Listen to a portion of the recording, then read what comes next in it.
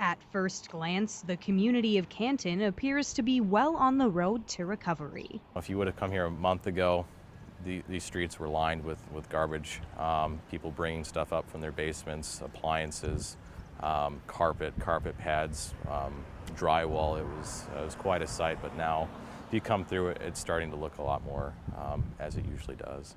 Only first looks can be deceiving. A closer look reveals there is still a long way to go.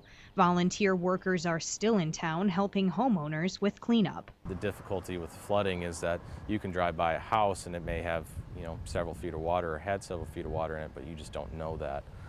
Whereas with other disasters, you go through and you can usually tell whether or not a house has been touched by a tornado or a fire or an earthquake. The town of Canton has really cleaned up in the last month, but homeowners tell me that the recovery process is far from over. I think it'll be a continuous battle until things settle down.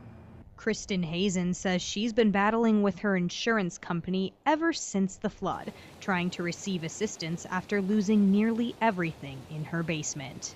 Everything from washer dryer, the furnace will need to be replaced. We had a couch, a bed, clothes, pretty much everything that we had down there. Hazen says she was looking forward to receiving help from FEMA and is disappointed the agency denied individual assistance to people in Canton. Hazen and her family have only lived in their current home for 1 year, but after the flood, this homeowner isn't sure they'll stay. Well, the family, I think, wants to look to relocate, just because, we have a family of 4 anyways, and I think it'll be just easier maybe to rebuild what we can and then look for something maybe a bit bigger outside of Canton.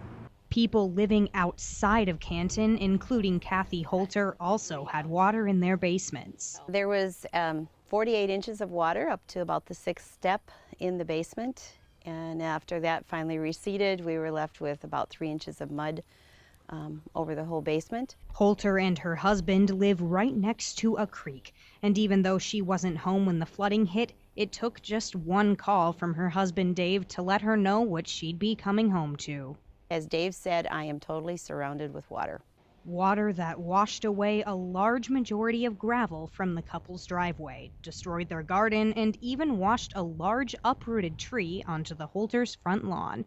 They have no idea where it came from and no idea when it will be removed. It's still overwhelming to look around and, and see all the mess outside, and that'll just take time to work with that.